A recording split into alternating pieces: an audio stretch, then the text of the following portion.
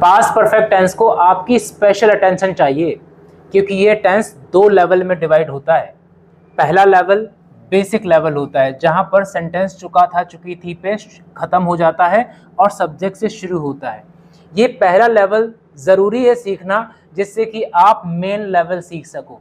Main past perfect यहाँ पर होता है, ना कि यहाँ पर होता है। ये बच्चे शुरू में इसलिए सीखते हैं कि इस तरह के सेंटेंस इंग्लिश में बना सकें, जबकि ध्यान रखना है इस बात को, इस तरह के सेंटेंसेस स्पोकन इंग्लिश में बच्चों को रेयरली ही मिलते हैं। अब इससे एक सबसे बड़ी प्रॉब्लम क्या शुरू होती है, बच्चे ये मानने लग जाते हैं कि इस टेंस का यूज़ बहुत कम होता है, क्योंकि वो बड़ा सेंटेंस देखकर घबरा जाते हैं। उनको लगता है कौन इतना बड़ा सेंटेंस बनाए। हमने ये सीख तो लिया है, पर ये सीखना इसलिए ज़रूरी है कि आप इस लेवल तक पहुंच सकें। तो इस टेंस के दो लेवल हैं, इसीलिए आपकी स्पेशल अटेंशन की ज़रूरत है।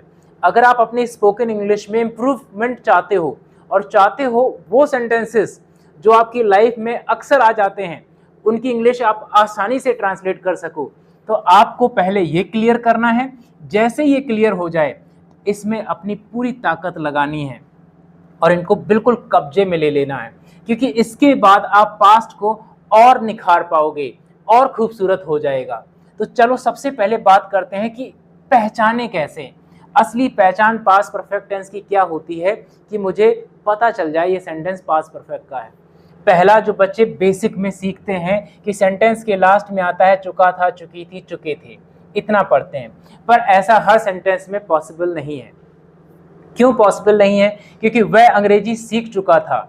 यहाँ तो चुका था चल जाएगा, पर जैसे ही नहीं लगेगा वहाँ चुका था बिल्कुल नहीं चलेगा। अगर आप लोग ध्यान से इस बात को समझो तो इस तरह की हिंदी बोली ही नहीं जाती है, कोई बोलता ही नहीं है। ये सिर्फ तब आती है जब बच्चा इस टेंस को सीख रहा होता है और फोर्सफुली, ज़बरदस्ती वो इस सेंटेंस में नहीं लगाता है चुका था के साथ में। जैसे वह अंग्रेजी नहीं सीख चुका था, इस तरह से नहीं बोलते हैं। क्या वह अंग्रेजी नहीं सीख चुका था? ऐसा नहीं बोला जाता है। वह क्या नहीं सीख चुका था?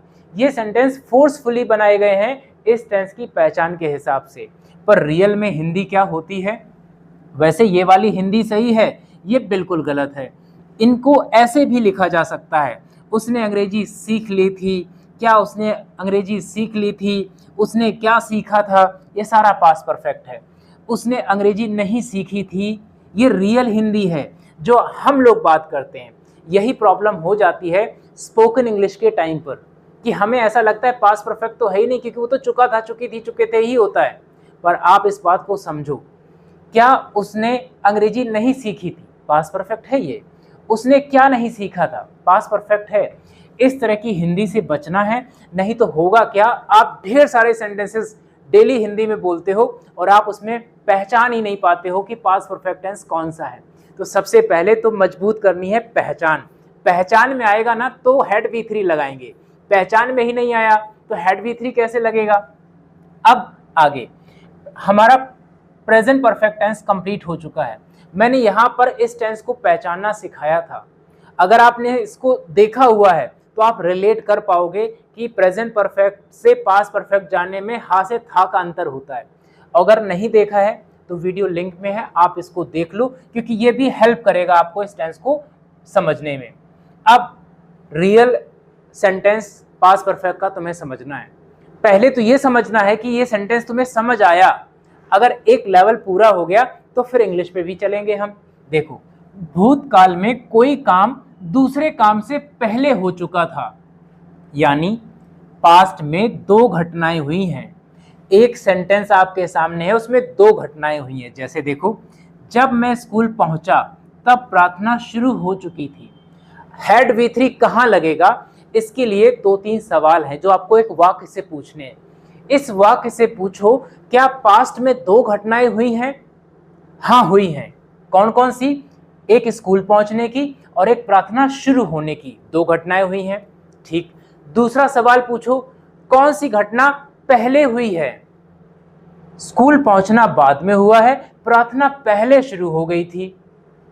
जो घटना पहले शुरू हुई है या पहले खत्म हुई थी, हेड V3 वहीं लगेगा।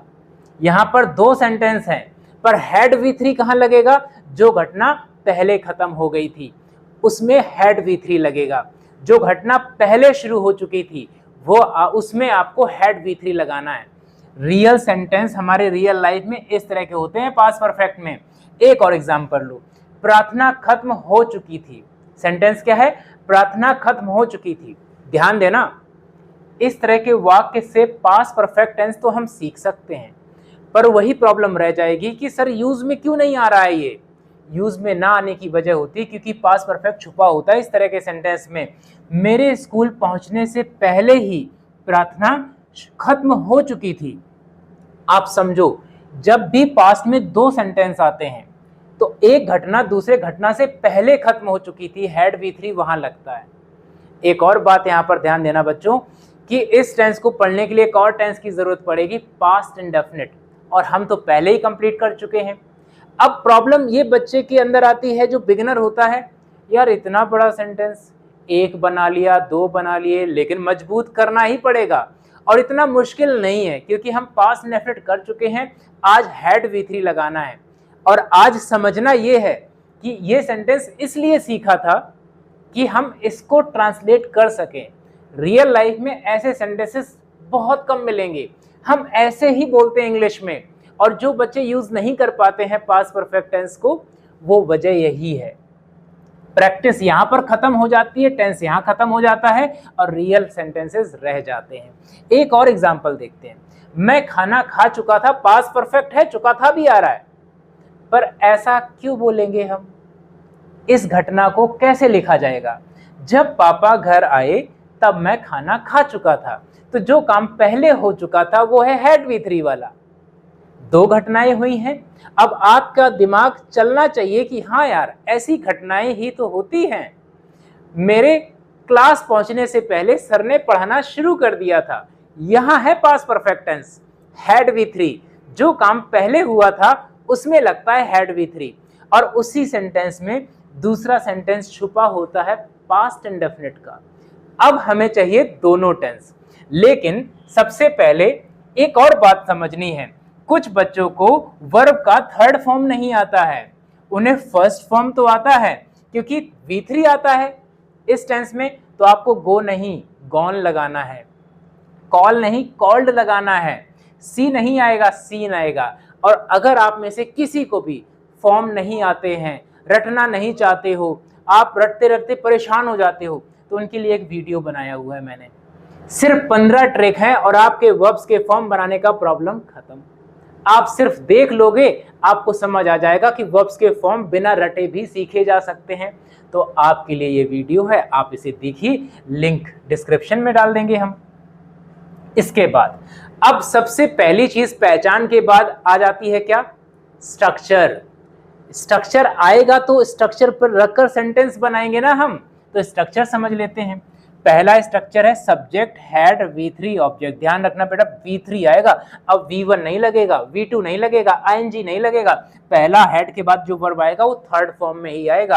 अब इसका नेगेटिव स्ट्रक्चर क्या होगा? हैड के साथ नॉट, आपको बता रखा है हेल्पिंग वर्ब के साथ में नॉट लग जाएगा। तीसरा स्ट्रक्चर समझो, हैड से शुरू होगा, बस क्या हुआ, हैड पहले डाल दिया है, सब्जेक्ट V3 और ऑब्जेक्ट। अब चौथा कैसे बनेगा? सब्जेक्ट, यही स्ट्रक्चर लिखेंगे और सब्जेक्ट के बाद नॉट लगा देंगे।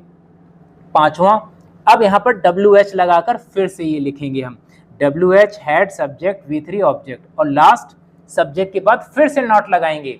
ये हो गए आपके 6 स्ट्रक्चर। अब बच्चे जो शायद नए हों, अगर आप में से कोई भी ऐसा है जो चाहता है कि उसे कोई भी टेंस हो, मॉडल हो, चैप्टर हो, स्ट्रक्चर बनाने में बिल्कुल तकलीफ ना हो, मैं हर टेंस में जाकर हर टेंस के स्ट्रक्चर रटना नहीं चाहता हूं, उनके लिए ये वीडियो बनाया हुआ है जिसमें सिर्फ 6 स्ट्रक्चर ही सीखने हैं आपको। वो एक मास्टर तरीका है इसमें, जिससे आप हर टेंस के, पैसिव वॉइस के, मॉडल्स के सारे स्ट्रक्चर ऑटोमेटिक बनेंगे। आपको हर टेंस में जाकर टेंशन नहीं पालनी है कि इस टेंस के स्ट्रक्चर क्या होंगे, उस पैसिव वॉइस के स्ट्रक्चर्स क्या होंगे, सारे आप बनाना सीख जाओगे सिर्फ एक बार में। एक बार मेहनत करनी है आपको बस। अब स्ट्रक्चर हमारे हो चुके हैं। अब देखो, चुका था, चुकी थी पहचान होती है बेसिक तौर पे, पर अभी मैं आपको एग्जांपल दे रहा हूं और किसी सेंटेंस में चुका था आएगा ही नहीं, क्योंकि मैं रियल लाइफ के एग्जांपल्स लेना पसंद करता हूं जो हम बोलते हैं।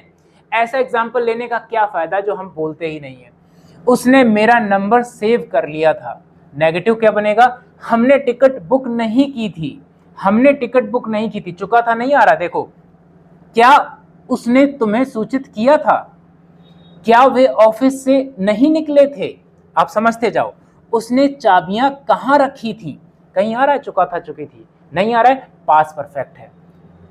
तुमने प्रोजेक्ट पूरा क्यों नहीं किया था आ रहा है, लेकिन रहा था रही थी रहे थे नहीं आ रहा है, था थी थे नहीं आ रहा है, और ऐसा भी नहीं है सेंटेंस क्लास में था ना हो, था है, पास परफेक्ट है। ये पहला लेवल है, ये आएगा तो हम अपना बड़ा वाला सेंटेंस बना पाएंगे। पहले एक लेवल मजबूत होगा, लेकिन इसको मजबूत करके हम रुक गए तो वो सेंटेंस नहीं बन पाएगा, अक्सर नहीं बन पाता है। बिगिनर्स बच्चों से जब वो सवाल पूछते हैं तो उनको थोड़ा सा डिफिकल्ट फील हो जाता है, उनको लगता है पहले ही सही था। तो यहाँ पर सेंटेंस मेकिंग नहीं चल रहा है, यहाँ पर टेंस सीखो स्पोकन इंग्लिश के लिए, क्या आप बोल भी सको। देखो अब इंग्लिश बनाते हैं। स्ट्रक्चर मेरे सामने है, हिंदी है, उसने मेरा नंबर सेव कर लिया था।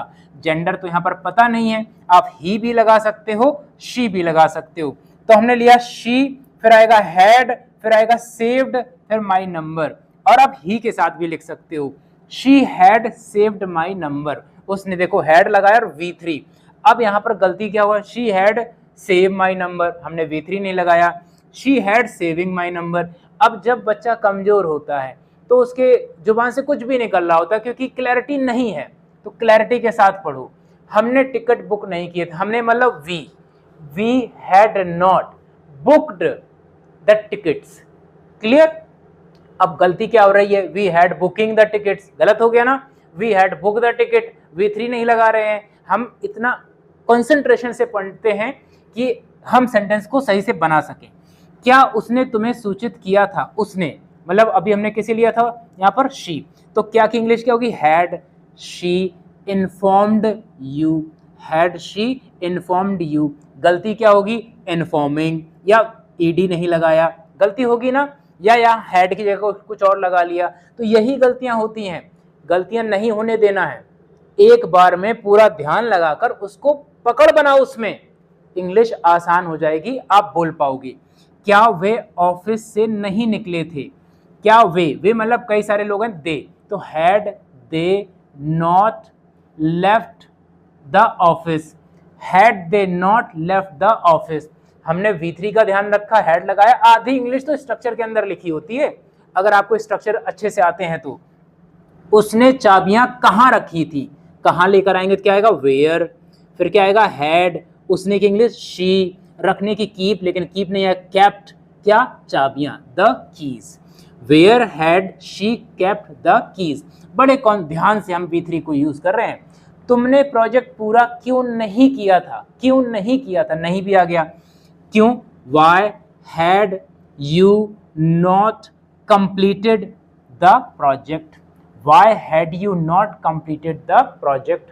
अब हमने बेसिक अपनी नॉलेज दुरुस्त कर ली है, ये अब माइंड में सेट कर लो, हो गया सेट। अब आ जाते हैं वो दो मेन स्ट्रक्चर जिसके लिए आप यहां तक पहुंचे हो। अब मेरी बात को ध्यान से सुनो, इन स्ट्रक्चर को पहले, चाहे वीडियो रोक लो यहां पर, चाहे वीडियो यहां पर रोक लो, पहले यहां से आगे बढ़ने से पहले ये दोनों हिंदी और ये दोनों स्ट्रक्चर आपके दिमाग में रुकने चाहिए।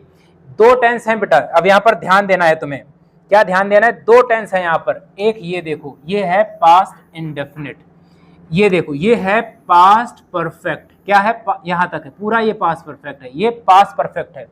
बाय द टाइम यहाँ पर लिखा है, किसके लिए, इसके लिए, जब की इंग्लिश हम इस सेंटेंस में क्या लिखेंगे, बाय द टाइम। हाँ, व्हेन भी होती है, पर मैंने वो चुना है जो इस सेंटेंस के लिए बेस्ट है। ये हमने बाय द टाइम अगर लगाया यहाँ पर तो इसका मतलब है बाय द टाइम यहाँ पर बेस्ट है। तो आप पहले तो ये ध्यान रखो, जबकि इंग्लिश ये अलग कर दो, सेंटेंस छोटा लगेगा। ये जो सेंटेंस लिखा हुआ है ये है पास्ट इंडेफिनिट, क्योंकि दो सेंटेंस जब एक वाक्य में हो रहे होते, दो काम हो रहे होते हैं, जो काम पहले हो चुका होता है वही हैड V3 वाला होता है। जब मैं ट्यूशन पहुंचा तब तक क्लास शुरू हो चुकी थी, मतलब क्लास पहले ही शुरू हो गई थी, तो ये हो गया हैड V3, इसमें लगेगा। ये है सेंटेंस जिसमें हैड V3 लगेगा, इसमें ये काम बाद में हुआ है। जो काम बाद में होगा बेटा वो पास्ट इंडेफिनिट से लगेगा। अब यहां से आगे बढ़ने पर आप ये तय कर लोगे कि तुम्हें ये पास्ट इंडेफिनिट अच्छे से आता है और हैड V3 अभी हमने कर लिया है, क्योंकि जरूरी है यहां पर मैटर ये नहीं कि आपने एक बार देख लिया, आपके अंदर इंग्लिश के लिए कॉन्फिडेंस आना चाहिए। अब इसको देखो, मेरे स्कूल पहुंचने से पहले ही प्रार्थना खत्म हो चुकी थी।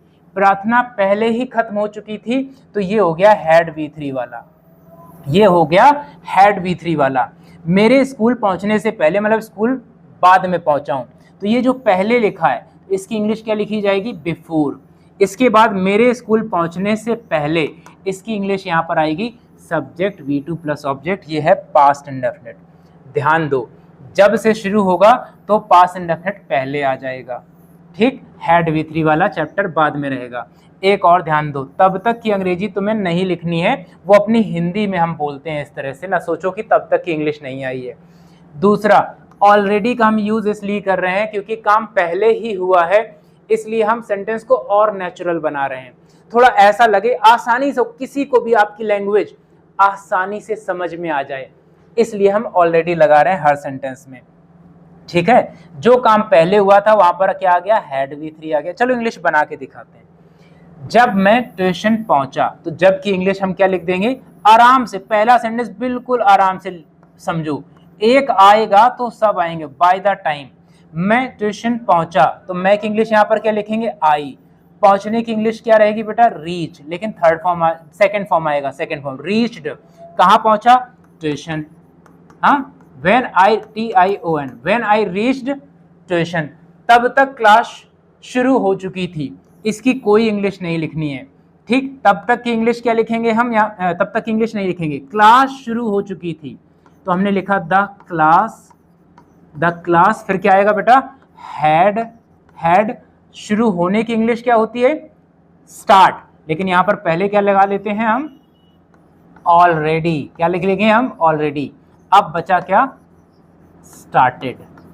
कितने आसानी से बन गया, पहले मैंने इसको बना लिया, फिर मैंने the class had already started, बन गया। अब इसको समझो, मेरे स्कूल पहुंचने से पहले ही प्रार्थना खत्म हो चुकी थी। पहले मैं बनाऊंगा प्रार्थना खत्म हो चुकी थी, क्योंकि हैड V3 इसी में लगेगा, तो प्रार्थना की इंग्लिश लिख लो, द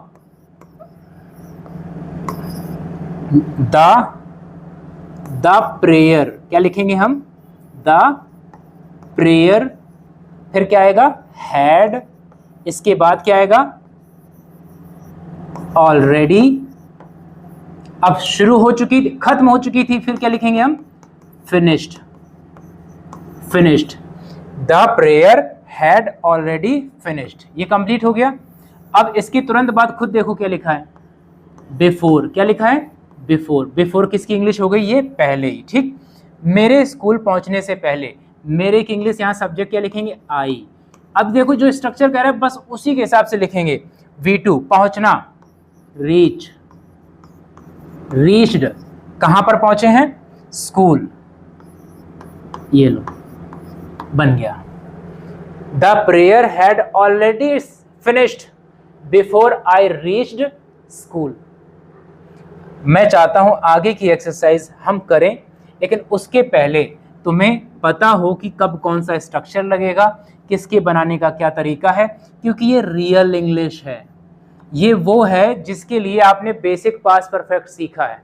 अब हम एक एक करके एग्जाम्पल कई सारे लेते हैं, जिससे कि और आसान हो जाए। हमने स्ट्रक्चर ऊपर लिखा हुआ है, उससे भी मैच करा सकते हो, और past indefinite V2, past perfect V3, उधर आएगा हैड। जब हम होटल पहुंचे तब तक सब लोग खाना खा चुके थे, पहले इतना बनाएंगे, by the time we reached the hotel, ये बन गया। अब इसको बनाएंगे, तब तक सब लोग खाना खा चुके थे, everyone had already eaten their meal, तब तक की इंग्लिश हमें नहीं लिखनी है, everyone had already eaten the meal. देखो हैड, ऑलरेडी और V3, एक एक सेंटेंस को ध्यान दो। अगर तुमसे आगे आगे बन सकता है तो जैसे ही सेंटेंस है आप अपने माइंड में पहले से ही बनाओ, बाकी मैं बनाता हूँ। मेरे फोन करने से पहले ही उसने मुझे मैसेज भेज दिया था। जब से शुरू नहीं हो रहा है ना, तो हम क्या करेंगे, पहले जो काम हुआ था उसकी इंग्लिश हैड V3 से बनाएंगे। उसने मुझे पहले मैसेज भेज दिया था, he had already sent me a message. वो बच्चे कंफ्यूज ना हो कि ऑलरेडी क्यों लिख रहे हैं, यहाँ पर पहले ही काम हो चुका है, तो इसको और नेचुरल बनाने के लिए मैं क्या लगा रहा हूँ, ऑलरेडी लगा रहा हूँ। मेरे फोन करने से पहले, पहले की इंग्लिश क्या है यहाँ पर लिख देंगे, before I called him. Before I called him, ये पास्ट इंडेफिनिट, ये पास्ट परफेक्ट। एक एक करके समझते चलो अच्छे से, तुम आगे आगे बनाओ। अगर तुम्हें आ रहा है ना, इसकी इंग्लिश पहले ही बना डालो जब से शुरू हुआ है। तो देखो यहाँ स्ट्रक्चर है, बनाओ, तुम आगे आगे बनाओ। जब मेरे पापा घर लौटे तब तक हम सो चुके थे। जब मेरे पापा घर लौटे, bye the time my father returned home, ये इसकी इंग्लिश है, इतने की है। तब तक हम सो चुके थे, तब तक की कोई इंग्लिश लिखनी है, नहीं लिखनी है ना, हम सो चुके थे। We had already slept. V3 देखो कितने ध्यान से हमें ध्यान रखना है कि V3 लगाना है, हैड लगाना है, और ऑलरेडी हम इसलिए लगा रहे हैं क्योंकि वो काम पहले ही खत्म हो चुका था। मेरे बोलने से पहले ही वह जवाब दे चुका था, तो वह जवाब दे चुका था, इसकी इंग्लिश पहले लिख लेंगे, ही हैड ऑलरेडी आंसर्ड। मेरे बोलने से पहले, पहले की इंग्लिश क्या आ जाएगी, बिफोर आई स्पोक, मेरे बोलने से पहले। बिल्कुल, ये बेटा रियल है, ये इंग्लिश, ये टेंस इसलिए सीखा जाता है कि आपको ये सेंटेंस बनाने आए। वो बेसिक है, उसको सीखकर ये कह सकते हो तुम कि मुझे पास्ट परफेक्ट टेंस आता है। चुका था, चुकी थी, चुके थे, सब्जेक्ट हैड V3 ऑब्जेक्ट, वह जा चुका था, ही हैड गॉन, वह खेल चुका था, ही हैड प्लेड। आपने बस पास्ट परफेक्ट टेंस बता दिया कि आप जानते हो, लेकिन स्पोकन इंग्लिश में डालना है तो आपको इन्हें ट्रांसलेट करना है, और सिर्फ देखकर ट्रांसलेशन नहीं करना है, आपके दिमाग में हिंदी इंग्लिश दोनों आनी चाहिए। इतनी प्रैक्टिस होनी चाहिए। जिन बच्चों को बोलना सीखना है, ये उनको बोलना आना चाहिए। पहला लेवल तो यही है कि जान गए, लेकिन कुछ बच्चे होते हैं वो जानकर ही खुश हो जाते हैं, अब मुझे पता है, इससे बोलना नहीं आता है, तो बोलना सीखने के लिए प्रैक्टिस करनी पड़ेगी। जब हम मैदान पहुंचे, जब से शुरू हो रहा है, बस देखो बनाओ तुम आगे आगे, तब तक बच्चे खेलना शुरू कर चुके थे। जब हम मैदान पहुंचे, by the time we reached the playground, ये इसकी इंग्लिश है। तब तक बच्चे खेलना शुरू कर चुके थे, तब तक को इग्नोर करेंगे, इंग्लिश नहीं, बच्चे खेलना शुरू कर चुके थे। The children had already started playing, ये V3 है, और स्टार्ट के बाद में जो वर्ब आ जाए तो ING लग जाता है। मेरे कॉलेज पहुंचने से पहले ही पहली क्लास शुरू हो चुकी थी। मेरे कॉलेज पहुंचने से पहले ही, जब से शुरू नहीं हो रहा है ना, तो हैड V3 वाला सेंटेंस पहले आएगा। क्या आएगा, पहली क्लास शुरू हो चुकी थी। The first class had already started, मेरे कॉलेज पहुंचने से पहले, तो क्या आएगा, बिफोर आई रीच्ड कॉलेज। आ रहा है आपको, आपको आ रहा होगा, बस कॉन्फिडेंट रहो, फोकस करो, आप आगे आगे बनाओ, इसकी इंग्लिश बना डालो। जब मैंने मोबाइल खोला, जब मैंने मोबाइल खोला, तो इसकी इंग्लिश क्या बनेगी, bye the time I checked my phone, बन गया।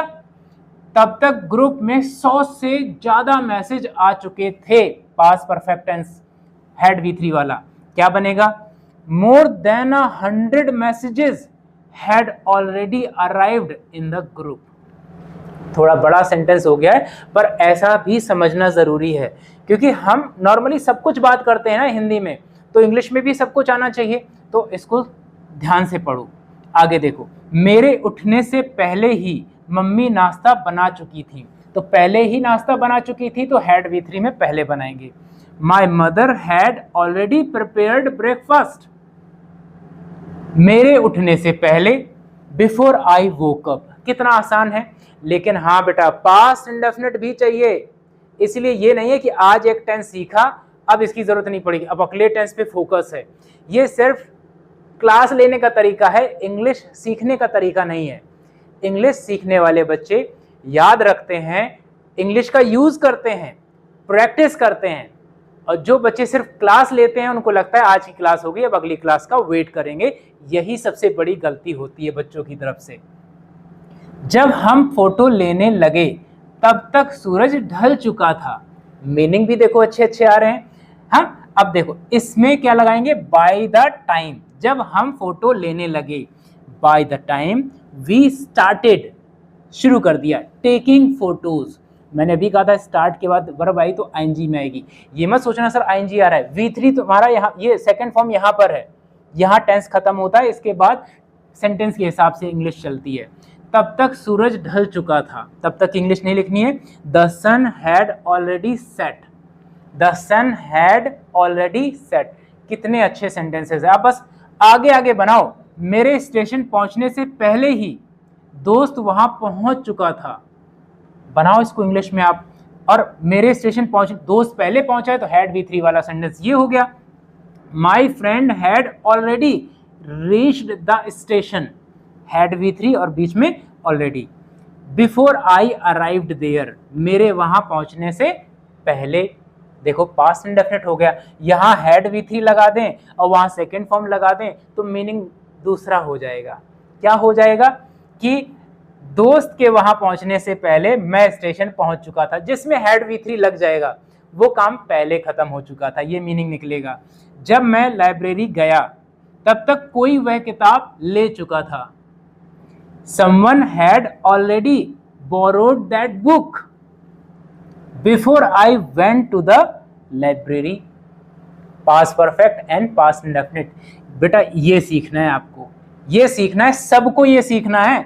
वो नहीं हैड V3 वो गलत है, अगर आपने वो समझ लिया कि वही है पास्ट परफेक्ट तो गलत है। जब हम सिनेमा हॉल पहुंचे तब तक फिल्म शुरू हो चुकी थी। By the time we reached the cinema hall, the movie had already started। ये है पास्ट परफेक्ट टेंस का रियल चैप्टर जो हर किसी को आना चाहिए। आपको इस चैप्टर में तब तक नहीं रुकना है जब तक आप अपनी हिंदी सोचकर इंग्लिश ना बोल सकें।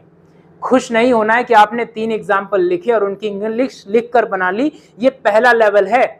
बोलने वाले बच्चों की जिम्मेदारी होती है, जो बोलना सीखना चाहते हैं उनकी जिम्मेदारी होती है कि वो प्रैक्टिस इतनी करें कि उनकी ज़ुबान पे इंग्लिश आए। मैं यहाँ पर 3 सेंटेंस लिख रहा हूँ, आप चाहें तो इसकी इंग्लिश कमेंट में बना के दे सकते हैं, या जो आप सेंटेंस चुनना चाहें, जो आपके माइंड में अभी आ रहा हो, उसको आप कमेंट में लिखकर बताइए। साथ में भी बताइए आपको वीडियो कैसा लगा। मिलते हैं अगले वीडियो लेसन में।